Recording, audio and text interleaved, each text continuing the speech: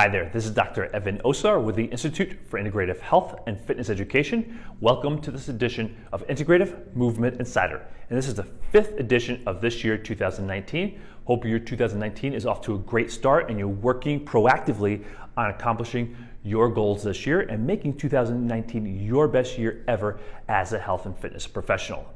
So in this series, this two-part series, we've been discussing working with your clients that have chronic shoulder as well as neck tension. Because oftentimes they're using strategies for training and or exercises that are directly contributing to and perpetuating shoulder tightness as well as neck issues. So I'm going to address two of those exercises here today. And in the last edition of Integrative Movement Insider, I shared with you a very simple and easy assessment to look at internal versus external rotation.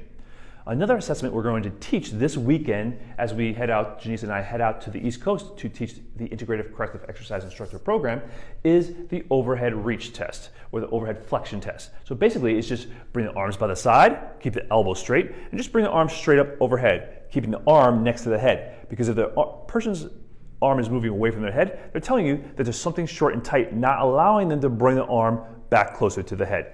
So basically, arms by the side, elbows straight, wrists straight, fingers straight, raise the arm up without any compensation. As you can see, this is my range of motion. So if I'm your client and you want me to do overhead press, in order to get my arm overhead, I have to compensate to get my arms overhead because I don't have that range available to me.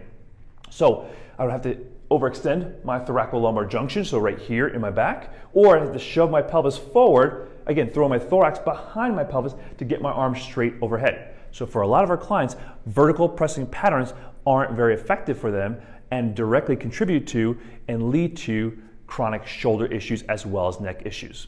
So there's two ways to get around that issue because our clients can benefit from doing some overhead pressing types of motions. So one way to get around range of motion restrictions until you help your client develop more range of motion is to use an angled bench as such.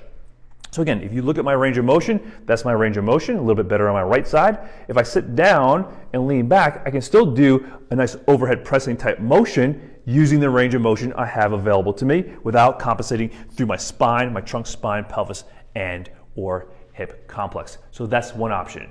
However, if you're working out on the gym floor and the bench isn't readily available, you can also use a resistance band and or cable machine as such.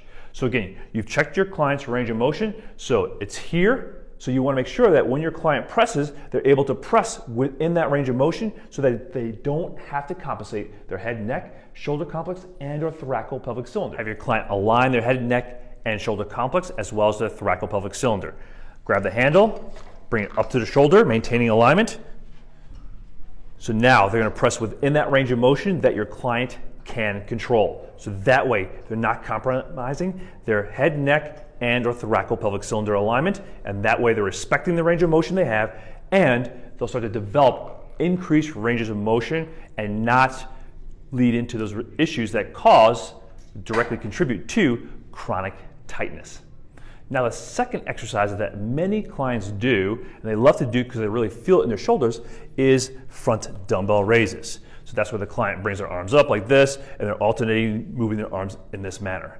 Unfortunately, for a lot of our clients, they don't have the scapular control to be able to get their arm up using this long lever arm with the weight at the end of the lever arm to control their scapula, especially during the eccentric phase. So what happens is they throw their shoulder forward as they come back down. They'll raise up, oftentimes throwing their pelvis forward and their thorax back, and then they'll crash the shoulder down as they bring the weight down.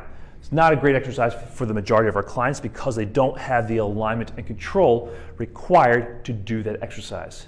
Keep them with using safer exercise patterns like the modification of the overhead press that I just showed you. They can do chest pressing, they can do push-ups, they can do suspension strap type pushes and pulls to work the shoulders effectively without putting that stress on the shoulder and compromising their alignment during the pattern. So this is Dr. Evan Osar with the Institute for Integrative Health and Fitness Education. I hope you enjoyed this video and it helped explain how to look at your range of motion and then use the modifications of the overhead press type of pattern to work within your client's range of motion as you're helping them develop improved alignment and control, as well as improved mobility around their shoulder complex. And that's exactly what you'll learn when you join us for the Integrative Corrective Exercise Instructor Program. which we are teaching this weekend on the East Coast. Janice and I are jumping in a car tomorrow, and why we're not flying to the East Coast is because our flight was canceled because of the intense cold here in the Midwest. So if you're in the Midwest, stay warm, and if you're in warm areas, we're very jealous of you right now. So we're being on the East Coast teaching the Integrative Corrective Exercise Instructor Program, which is a 3-day intensive program where we take you through the most appropriate and easy to implement assessments, so you know exactly where you need to release your clients, exactly where you need to activate them to provide improved stability, and then you also know how to teach them the most appropriate ways to integrate this information into the fundamental movement patterns that your clients need to be competent in to safely and successfully achieve their health and fitness goals. So we look forward to seeing you at a course this year. So we'll be bringing you updates throughout the weekend, sharing tidbits about how to use the integrative movement system approach to posture and movement to help your clients achieve their best performance. So make it a great weekend, and we'll bring you updates from the road. This is Dr. Evan Osar with the Institute for Integrative Health and Fitness Education. Make it a great day, and we look forward to talking to you soon. Take care.